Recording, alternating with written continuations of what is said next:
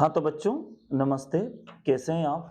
आज हम लोग पढ़ेंगे अभिव्यक्ति और माध्यम, संचार माध्यम और लेखन की जो पुस्तक है ये कक्षा 11वीं और 12वीं के लिए। तो आज हम लोग इसी तारतम्य में जो कक्षा 11वीं के जो पाठ है उनके महत्वपूर्ण बिंदुओं पर चर्चा करेंगे, क्योंकि हम सभी को पता है कि ये पुस्तक जो है ये 7 अंक की है हमारे पाठ्यक्रम में, जिसमें एक-एक अंक के 5 प्रश्न आते हैं और एक प्रश्न आता है 2 नंबर का अथवा में आता है ये। तो इससे पहले वाली वीडियो में मैंने ये संचार माध्यम की वीडियो आपको अ, मतलब यूट्यूब पे डाल दी थी मैंने, और अब ये पार्ट 2 और इसके बाद जो भी हमारे पाठ्यक्रम में है, डायरी लेखन की कला पार्ट 9, कट कथा, पटकथा और आगे फिर देखेंगे हम लोग। तो ये कार्यालय लेखन और प्रक्रिया है ना, प्रक्रिया के बाद ये समवर्त बायोडाटा लेखन और रोजगार संबंधी आवेदन कोश एक परिचय, इन पर हम आज चर्चा करेंगे। तो इन्हीं के महत्वपूर्ण बिंदु मैंने आपके लिए छांटे हैं। तो दोस्तों, वीडियो प्रारंभ करने से पहले हर बार की तरह बोलना चाहूंगा कि यदि आप चैनल पर नए हैं तो एक बार चैनल को सब्सक्राइब कर लें, साथ में बेल आइकन को दबाएंगे तो आपको विषय से संबंधित नई नई वीडियो मिलती रहेगी। तो दोस्तों, ये वीडियो अच्छी लगे आपको तो इसको लाइक जरूर करें, कमेंट करके बताएं, और कहीं भी आपको हिंदी विषय में कोई भी समस्या होती है तो आप मुझे कभी भी व्हाट्सएप मैसेज कर सकते हैं, फोन लगा सकते हैं, या फिर आप मुझे कमेंट बॉक्स में कमेंट भी लिखेंगे। और अच्छा होगा यदि आप मुझे फोन लगाएंगे, मैसेज करेंगे व्हाट्सएप से, तो आपको हिंदी विषय से संबंधित कोई भी समस्या हो, चाहे प्रतियोगी परीक्षाओं के लिए हो और 9वीं से 12वीं तक के लिए कोई भी विषय, मतलब हिंदी से संबंधित कोई भी विषय वस्तु की जानकारी आपको चाहिए तो आप मुझे कभी भी संपर्क कर सकते हैं। तो बिना समय गंवाए हम लोग चलते हैं कक्षा 11वीं हिंदी अभिव्यक्ति और माध्यम के अत्यंत महत्वपूर्ण जो प्रश्नोत्तर और नोट्स तैयार किए आपके लिए। तो पार्ट 2 से पार्ट 1 की वीडियो मैंने पहले डाल दी थी चैनल पर, अब ये दूसरी है, पत्रकारिता के विविध आयाम। पत्रकारिता किसे कहते हैं? सबसे पहले तो ये होगा, पत्रकारिता किसे कहेंगे? तो पत्रकार देश दुनिया में घटने वाली घटनाओं को समाचार के रूप में परिवर्तित करके हम तक पहुंचाते हैं, है ना।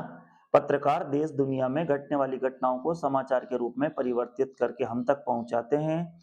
इसके लिए वे रोज सूचनाओं का संकलन करते हैं और उन्हें समाचार के प्रारूप में ढालकर प्रस्तुत करते हैं। इस पूरी प्रक्रिया को पत्रकारिता कहते हैं। ठीक है दोस्तों। इसके बाद तो ध्यान रखेंगे कि जो पत्रकार जो है वो घटनाओं को समाचार, जो दुनिया देश दुनिया में जो घटने वाली घटनाओं को समाचार के रूप में परिवर्तित करके हम तक पहुंचाते हैं। इसके लिए वे रोज सूचनाओं का संकलन करते हैं और उन्हें समाचार के प्रारूप में डालते हैं और हमारे लिए प्रस्तुत करते हैं। तो ये पूरी प्रक्रिया ही पत्रकारिता कहलाती है। प्रश्न नंबर दूसरा है, समाचार किसे कहते हैं? समाचार किसी भी ऐसी ताजा घटना, विचार या समस्या की रिपोर्ट है जिसमें अधिक से अधिक लोगों की रुचि हो और जिसका अधिक से अधिक लोगों पर प्रभाव पड़ रहा हो। तीसरा है समाचार के तत्व। तो समाचार के तत्व क्या है दोस्तों? नवीनता, निकटता, प्रभाव, जनरुचि, टकराव या संघर्ष, महत्वपूर्ण लोग, उपयोगी जानकारियां, अनोखापन, पाठक वर्ग, नीतिगत ढांचा। हम चाहें तो इन पर नंबर भी डाल सकते हैं, 1 नवीनता, 2 निकटता, 3 प्रभाव, है ना। आप चाहें तो डाल सकते हैं, लेकिन ये समाचार के तत्व हैं, इनको ध्यान रखना है, अपने को याद करना है। परीक्षा में कई बार पूछे गए प्रश्न है ये, क्योंकि मैंने वीडियो में वही प्रश्न रखे हैं जो या तो अभी तक आए हैं या आने की संभावना है। अनर्गल बिंदु आपको कुछ भी नहीं मिलेगा, बिल्कुल महत्वपूर्ण बिंदु ही इसमें मैंने छांट करके आपके सामने रखे हैं। चौथा बिंदु है डेडलाइन। शब्द का अर्थ समय सीमा। डेडलाइन ये वस्तुनिष्ठ में पूछा जा सकता है, तो डेडलाइन शब्द का अर्थ है समय सीमा। पांचवा है संपादकीय नीति। क्या है दोस्तों? तो विभिन्न समाचार संगठनों की समाचारों के चयन और प्रस्तुति को लेकर एक नीति होती है, इस नीति को संपादकीय नीति कहते हैं ना। विभिन्न समाचार संगठनों की समाचारों के चयन और प्रस्तुति को लेकर जो एक नीति होती है, इस नीति को संपादकीय नीति कहते हैं। ठीक है, आगे चलते हैं। प्रश्न नंबर 6 है, संपादकीय नीति का निर्धारण कौन करता है? तो संपादक या समाचार संगठन के मालिक, वो वही जो पूरी नीति है संपादन से संबंधित, जो संपादकीय नीति होती है, उसका निर्णय या निर्धारण जो है, निर्धारण का काम या निर्णय का काम कौन करता है? संपादक या समाचार संगठन के मालिक। संपादन का अर्थ क्या है दोस्तों? तो संपादन का 7वां प्रश्न है, संपादन का अर्थ है किसी सामग्री से उसकी अशुद्धियों को दूर कर उसे पठनीय बनाना। जब भी संपादन होगा तो जो भी सामग्री है उसकी अशुद्धियों को दूर करना और उसे पढ़ने योग्य बनाना। इसके बाद फिर 8वां है, पत्रकारिता की साख बनाए रखने के लिए कौन कौन से सिद्धांतों का पालन करना जरूरी है। तो ऐसे कौन से सिद्धांत है जिससे पत्रकारिता शुद्ध हो, जिसमें साख रहे और मतलब वो बिल्कुल इसमें प्योरिटी रहे। तो पत्रकारिता की साख बनाए रखने के लिए निम्नलिखित सिद्धांतों का पालन करना जरूरी है। तथ्यों की शुद्धता होनी चाहिए, वस्तुपरकता होनी चाहिए, निष्पक्षता होनी चाहिए और संतुलन होना चाहिए, साथ में स्रोत जो है मूल स्रोत जहां से प्राप्त हुआ है समाचार। तो तथ्य शुद्ध हो, वस्तुपरक हो, निष्पक्ष हो, संतुलन हो उनमें आपस में और स्रोत, है ना। ये जो है 5 सिद्धांत है। आगे चलते हम लोग। पत्रकारिता की 4 बैसाखियां कौन कौन सी है? तो पत्रकारिता की 4 बैसाखियां सच्चाई, संतुलन, निष्पक्षता और स्पष्टता है। पत्रकार की 4 बैसाखियां कौन कौन सी है? पत्रकार की 4 बैसाखियां है सच्चाई, संतुलन, निष्पक्षता और स्पष्टता। सच्चा हो वो, उसमें संतुलन आपस में बना के रहेगा, निष्पक्ष और स्पष्ट हो, ये पत्रकार की 4 बैसाखियां होती है। और पत्रकार को इन पर ही इन्हीं बैसाखियों के सारे अपना काम आगे बढ़ाना होता है। समाचार पत्र का सबसे महत्वपूर्ण पृष्ठ, तो सबसे महत्वपूर्ण पृष्ठ है संपादकीय पृष्ठ, है ना। इसके बाद फिर संपादक के नाम पत्र कहाँ प्रकाशित किया जाता है? तो संपादकीय पृष्ठ पर। कहाँ? संपादकीय पृष्ठ पर। पत्रकारिता के प्रमुख प्रकार कौन कौन से? तो खोजपरक पत्रकारिता, विशेषीकृत पत्रकारिता, वाच डॉग पत्रकारिता, एडवोकेसी पत्रकारिता और वैकल्पिक पत्रकारिता। ये 5 पत्रकारिता के प्रकार है। अब एक एक को देखेंगे हम लोग, इसमें से जो भी महत्वपूर्ण है परीक्षा के लिए, क्योंकि ये वही बिंदु है, वही प्रश्न है जो अभी तक परीक्षा में आए हैं या आने की संभावना है। खोजपरक पत्रकारिता से क्या आशय है साहब? तो दोस्तों खोजपरक पत्रकारिता से आशय ऐसी पत्रकारिता से है जिसमें गहराई से छानबीन करके ऐसे तथ्यों और सूचनाओं को सामने लाने की कोशिश की जाती है जिन्हें दबाने या छुपाने का प्रयास किया जा रहा हो।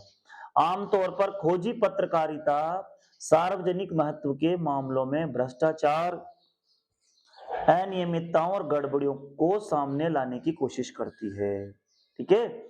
इसके बाद वाचडॉग पत्रकारिता से क्या आशय है? लोकतंत्र में पत्रकारिता और समाचार मीडिया का उत्तरदायित्व क्या होता है? सरकार के कामकाज पर नजर रखना और अगर कहीं भी गड़बड़ी हो तो उसका जनता के सामने पर्दाफाश करना है। ये परंपरागत से वाचडॉग पत्रकारिता कहलाती है। एकदम बिल्कुल नजरिया बना के रखना सरकार के कामकाज पर। प्रश्न नंबर 15 है, एडवोकेसी पत्रकारिता से क्या आशय है?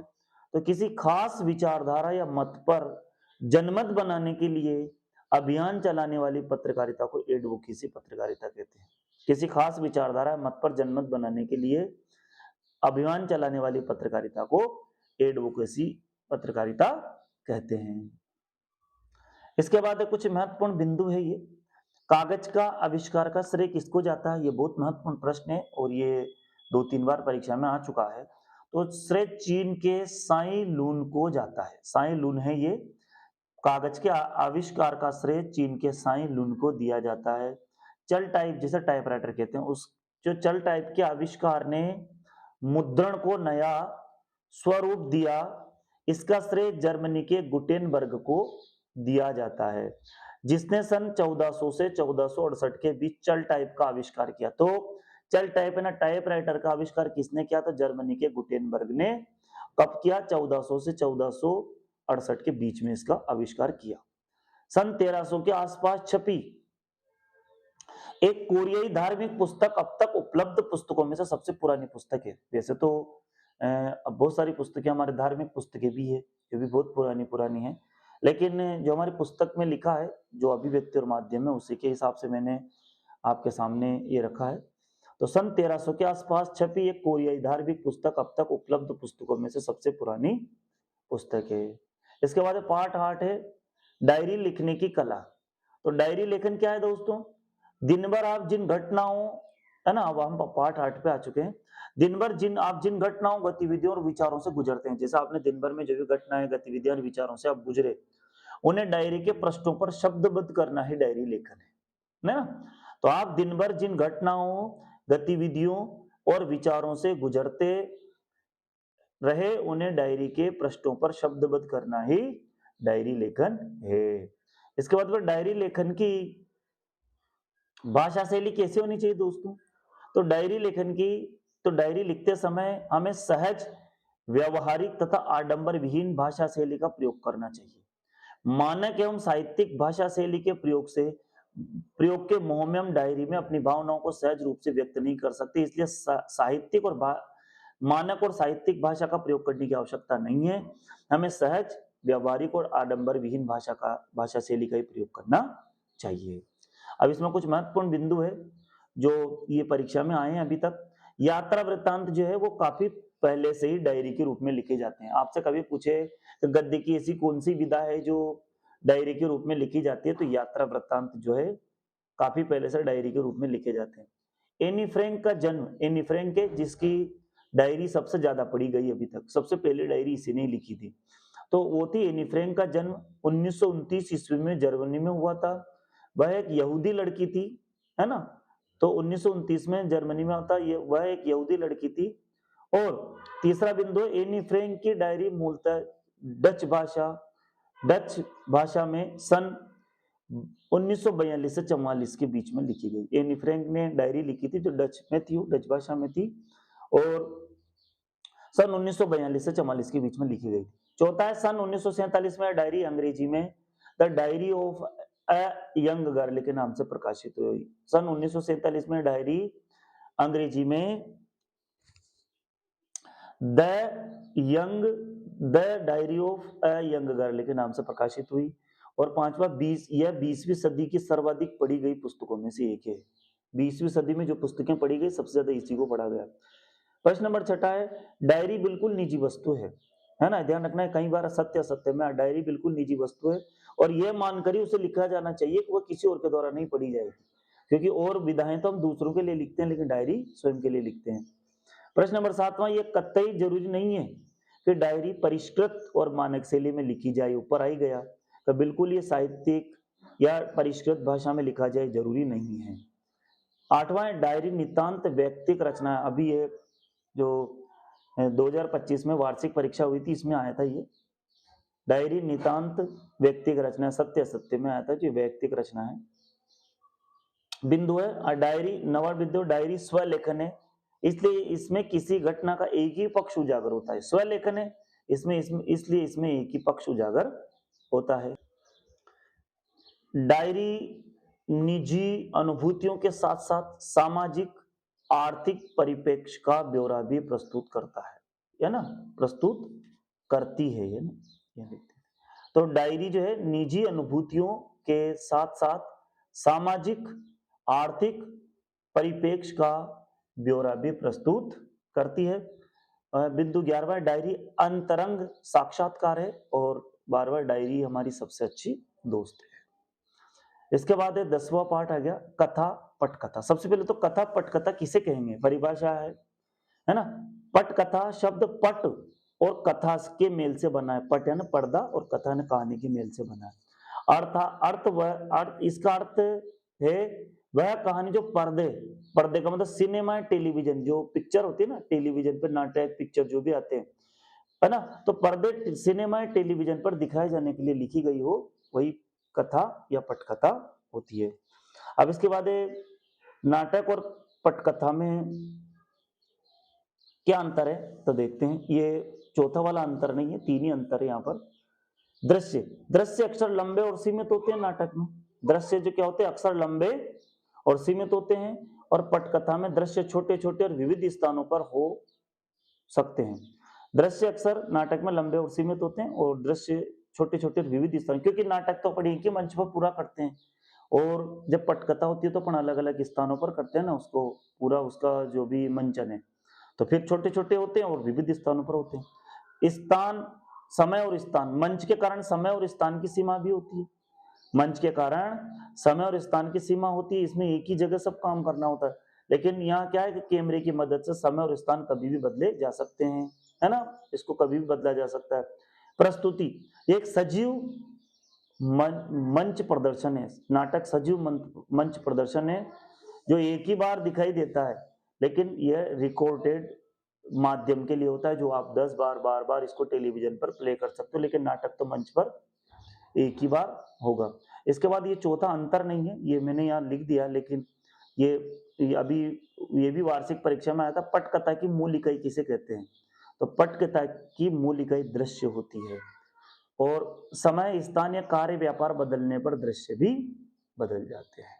ठीक है, आगे देखते हैं।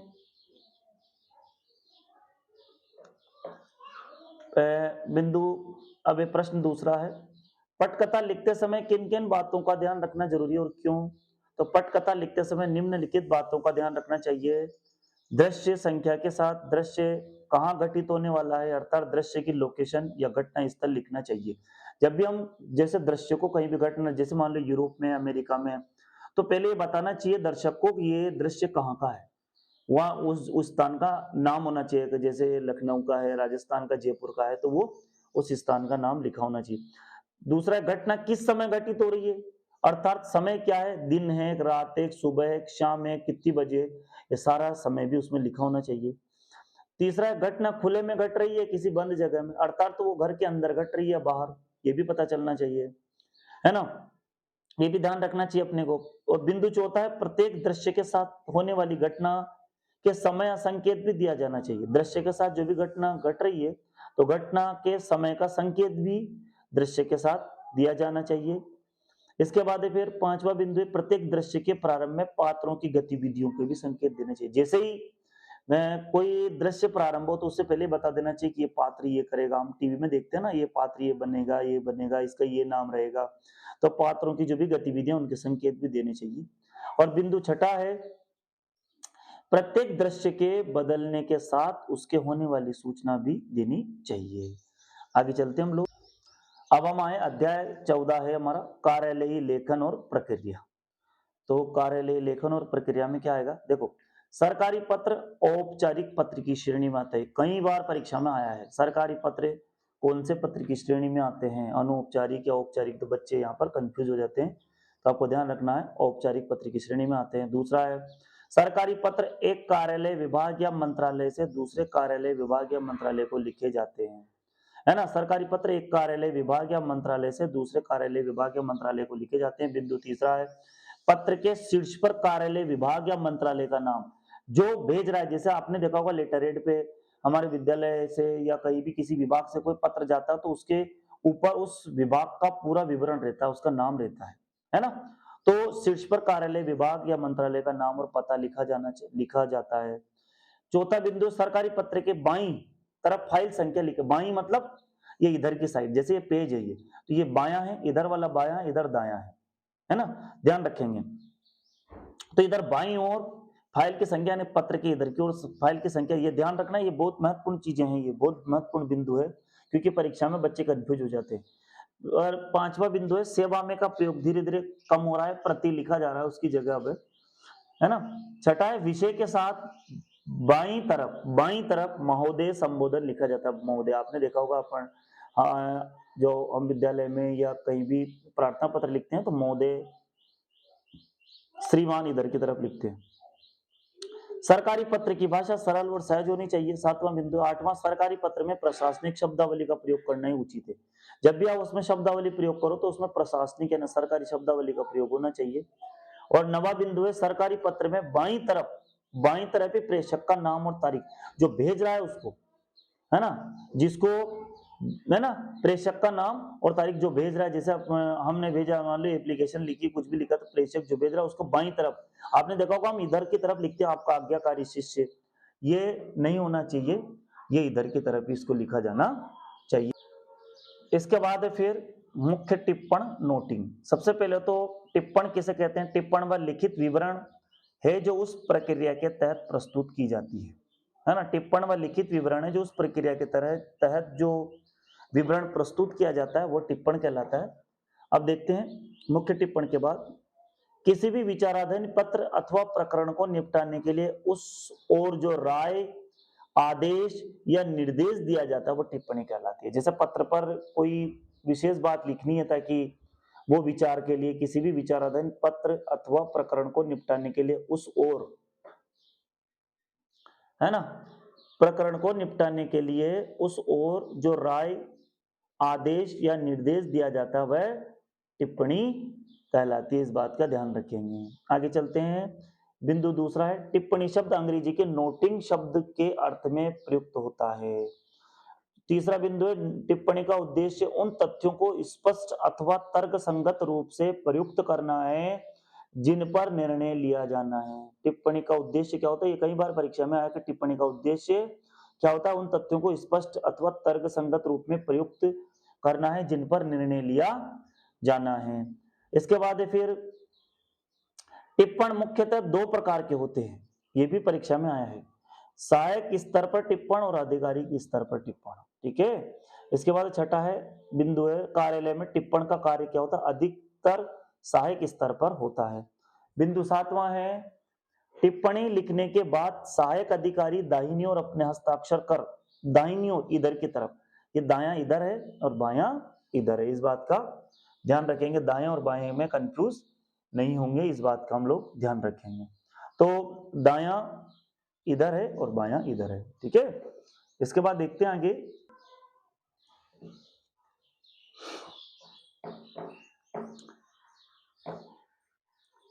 दाहिनी ओर हस्ताक्षर कर उसे अपनी अधिकारी के सामने प्रस्तुत करता है। जिस अधिकारी को प्रस्तुत किया जाना है उसका पदनाम वहां बाईं ओर लिखा जाता है, बाईं ओर जिसको प्रस्तुत करना है उसका पदनाम बाईं ओर इधर की तरफ लिखा जाता है। टिप्पणी अपने आप में पूर्ण एवं स्पष्ट होनी चाहिए, इसमें असली मुद्दे पर अधिक बल देना चाहिए, है ना। अपने आप में छोटी सी होती है तो अपने आप में पूर्ण हो, स्पष्ट हो, इसमें असली मुद्दे पर ही बल दिया जाए। एक और नवा बिंदु है टिप्पणी सदैव अन्य पुरुष में लिखी जाती है। टिप्पणी कहां लिखी जाती है, सदैव अन्य पुरुष में। और 10वां है कि टिप्पणी में व्यक्तिगत आक्षेप, उपदेश या पूर्वाग्रह के लिए स्थान नहीं होता। टिप्पणी में व्यक्तिगत आक्षेप, उपदेश या पूर्वाग्रह के लिए कोई स्थान नहीं होता। इसके बाद है आनुषंगिक टिप्पण। आनुषंगिक टिप्पण क्या होता है ना, या आनुषंगिक टिप्पणी, है ना। सहायक, आरंभिक या मुख्य टिप्पणी को जब संबंधित अधिकारी के पास भेजता है ना, संबंधित व्यक्ति जो है अधिकारी के पास भेजता है तो वह अधिकारी टिप्पणी पढ़ने के बाद नीचे मंतव्य लिखता है। इसे आनुषंगिक टिप्पणी या आनुषंगिक टिप्पण कहते हैं। ये यहाँ अपने को ये ध्यान रखना है कि आनुषंगिक टिप्पण भी है, आनुषंगिक टिप्पणी भी है। ठीक है। जब टिप्पण हो तो यहाँ हम लोग टिप्पणी लिखेंगे, है ना, टिप्पणी नहीं आएगा। और जब यहाँ टिप्पणी होगा तो यहाँ भी टिप्पणी। परिभाषा एक जैसी है। सहायक, जैसे आनुषंगिक टिप्पण की परिभाषा हो तो सहायक, आरंभिक या मुख्य टिप्पणी को जब संबंधित अधिकारी के पास भेजता है तो वह अधिकारी टिप्पणी पढ़ने के बाद नीचे मंतव्य लिखता है, उसे आनुषंगिक टिप्पण कहते हैं। और टिप्पणियों की तो सहायक, आरंभिक या मुख्य टिप्पणी को जब संबंधित अधिकारी के पास भेजता है तो अधिकारी टिप्पणी पढ़ने के बाद नीचे मंतव्य लिखता है, उसे आनुषंगिक टिप्पणी कहते हैं। जब टिप्पणी, यहाँ टिप्पणी होगा तो यहाँ भी टिप्पणी होगा, यहाँ टिप्पण होगा तो यहाँ भी टिप्पण होगा। इसके बाद फिर आनुषंगिक टिप्पणी प्राय संक्षिप्त होती है ना। क्या होती है, संक्षिप्त होती है।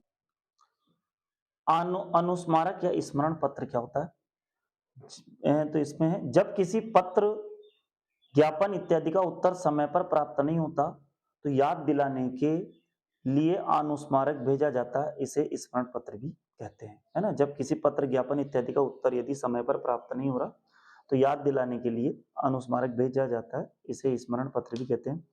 दूसरा, इसका प्रारूप औपचारिक पत्र की तरह ही होता है मगर ये इसका आकार जो है छोटा होता है। इसके बाद अर्ध सरकारी पत्र। औपचारिक पत्र के विपरीत अर्ध सरकारी पत्र में अनौपचारिक का पुट होता है। ध्यान रखना, सरकारी पत्र औपचारिक होता है और अर्ध सरकारी पत्र जो है अनौपचारिक होता है, अनौपचारिकता का पुट होता है। इसमें एक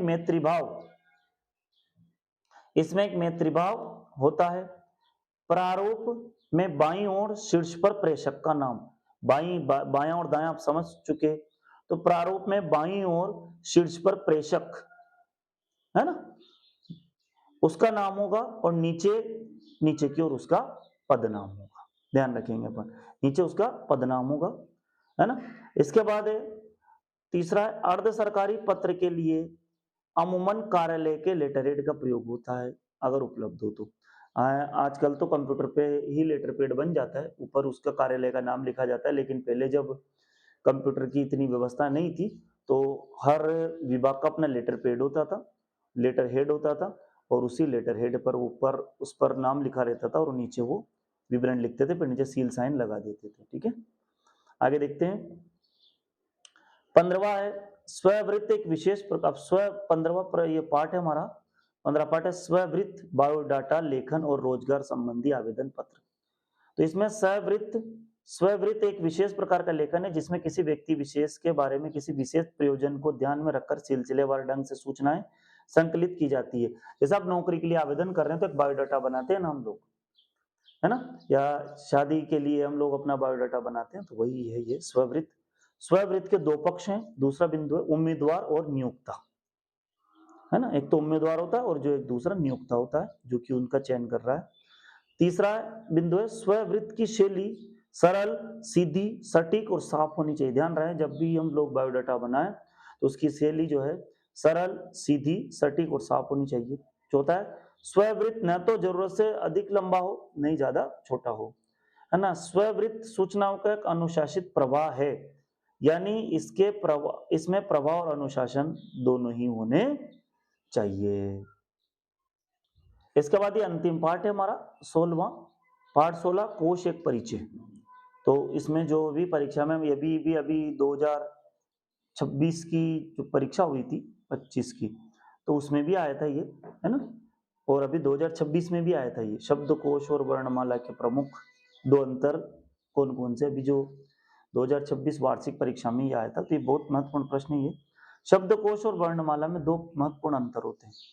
पहला अंतर है हिंदी वर्णमाला ऐसे शुरू होती है, आपने देखा होगा जब हम वर्णमाला की पुस्तक लाते हैं तो अ आ इ ई से शुरू होती है, मगर शब्दकोश का पहला खंड अंग खंड होता है, अंगूर का जिसे बोलते हैं अंग, है ना, खंड होता है, और इसके बाद अखंड, आखंड, ईखंड इत्यादि वर्णमाला के क्रम में आते हैं। तो वर्णमाला ऐसे शुरू होती है और शब्दकोश का पहला खंड अंगखंड होता है। दूसरा अंतर है हिंदी वर्णमाला में संयुक्त अक्षर क्षय, त्रय, ज्ञ और श्रेय वर्णमाला के अंत में आते हैं, लेकिन शब्दकोश में ये उन वर्णों के अंत्याक्षर के साथ आते हैं। हिंदी वर्णमाला में संयुक्त अक्षर क्षय, त्रय, ज्ञ, श्रेय वर्णमाला के अंत में आते हैं, लेकिन शब्दकोश में उन वर्णों के अंत्याक्षर के साथ ये आते हैं। इसके बाद देखते हैं तो ये हिंदी वर्णमाला और शब्दकोश का अंतर हमने देखा। इसके बाद ये क्रम से रखना था, तो सबसे पहले जो शब्द थे परीक्षा हमारी पाठ्य पुस्तक में है ये प्रश्न, तो इनको क्रम से जमाना था हिंदी वर्णमाला के। देखो सबसे पहले अंग वाले आएंगे, अंग कंपित, अंग कपित, अंत, अंग कपित, अकंपित होता तो फिर ये पीछे चला जाए, अंकपित, अंत, आवृष्टि, इक्षु, इच्छित, ये इसी क्रम में ये जमे हुए हैं। इसके बाद आगे देखते हैं शब्दकोश की विशेषताओं का उल्लेख कीजिए। शब्दकोश की निम्नलिखित 3 विशेषताएं हैं, 1, 2, 3। शब्दकोश में शब्दों के लिए नियम निर्धारित होते हैं। जब तक किसी शब्द और उसके अर्थ या अर्थों को समाज की मान्यता नहीं मिल जाती, तब तक किसी भी शब्द को शब्दकोश में प्रवेश की अनुमति नहीं होती।